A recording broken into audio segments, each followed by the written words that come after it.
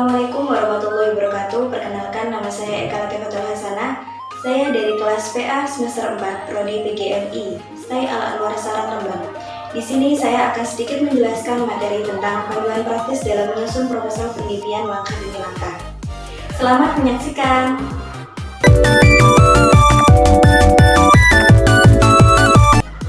Oke teman-teman, sebelum kita masuk ke pembahasan inti tentang panduan praktis dalam menyusun proposal penelitian langkah demi langkah, kita harus tahu dulu poin-poin apa yang nanti akan kita pelajari. Yang pertama, apa saja sih langkah-langkah yang harus ada dalam proposal penelitian? Terus kemudian yang kedua, kenapa proposal penelitian itu harus disusun secara sistematis? Di sini kita akan belajar bersama-sama. Oke?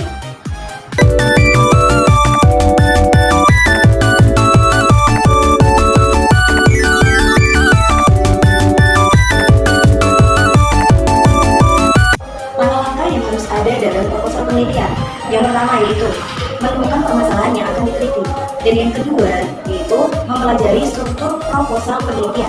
Dan yang ketiga yaitu menyusun bagian kerangka proposal. Dan yang keempat yaitu mengembangkan bagian-bagian dari kerangka proposal. Dan dalam poin pertama yaitu menemukan permasalahan yang akan diteliti, itu juga harus menimbulkan beberapa hal. Yang pertama yaitu kemampuan peneliti harus sesuai dengan teori dan juga metodologinya. Dan yang kedua, sarana dan prasarananya juga harus mendukung. Terus kemudian yang ketiga, kemungkinan dalam memperoleh data. Dan yang keempat yaitu dalam proposal penelitian yang dikaji itu juga harus bermanfaat secara umum dan bisa mengembangkan pengetahuan. Kedua yaitu mempelajari struktur proposal penelitian. Di dalam struktur proposal penelitian itu ada 11 poin. Poin yang pertama itu judul penelitian. Setelah judul penelitian ada latar belakang. Setelah adanya latar belakang dilanjut dengan rumusan masalah. Dan setelah rumusan masalah dilanjut dengan tujuan penelitian. Dan setelah tujuan penelitian ada manfaat dari penelitian. Setelah kita menemukan manfaat dari penelitian, kita berlanjut ke poin yang setelahnya, yaitu kerangka pemikiran. Setelah kita menyusun kerangka pemikiran, kita ada poin yaitu pemilihan hipotesis. Hipotesis itu dugaan sementara, dan di dalam proposal penelitian itu juga harus adanya dugaan sementara atau pemilihan hipotesis. Setelah pemilihan hipotesis itu ada kajian pustaka, dan setelah kajian pustaka itu ada metode penelitian. Di dalam proposal penelitian itu harus dengan menggunakan metode. Tidak mungkin kita melakukan proposal penelitian, melakukan kegiatan penelitian itu tanpa adanya metode. Dan yang ke-10 itu adanya jadwal penelitian. Karena di dalam kegiatan penelitian itu kita harus punya jadwal di dalam melakukan kegiatan penelitian untuk hasil yang lebih baik dalam proposalnya. Terus yang terakhir itu ada daftar pustaka. Dan di dalam proposal penelitian itu harus adanya daftar pustaka. Dan 11 poin tadi itu merupakan struktur penting yang harus ada di dalam proposal penelitian.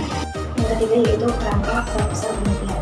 Kerangka proposal penelitian merupakan susunan atau bagian-bagian utama yang ada dalam proposal penelitian yang disusun secara sistematis, yaitu seperti halnya tentang isi, bab 1 pendahuluan, dan kemudian seterusnya. Dan yang keempat itu mengembangkan dari bagian-bagian kerangka proposal.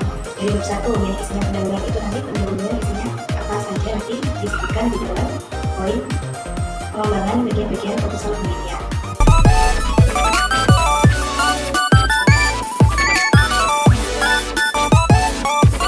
Selanjutnya yaitu isi poin kedua dari materi panduan praktis dalam menyusun proposal penelitian langkah demi langkah.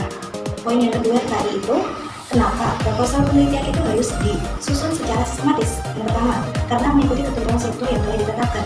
Dan yang kedua, memudahkan peneliti dalam mencari bahan penelitian. Dan yang ketiga, menghindari adanya bagian yang terlewat atau adanya kesalahan. Dan yang keempat, membantu peneliti untuk menyusun proposal penelitian secara sistematis. Itu tadi merupakan materi dari panduan praktis dalam menyusun proposal penelitian langkah demi langkah. Semoga dengan adanya video ini, kalian bisa mengikuti langkah-langkah dalam menyusun proposal penelitian dan supaya menghasilkan proposal penelitian yang baik, logis, dan langsung bisa untuk dilaksanakan. Cukup sekian materi yang bisa saya sampaikan. Saya Eka Latifatul Hasanah, pamit undur diri. Wassalamualaikum warahmatullahi wabarakatuh.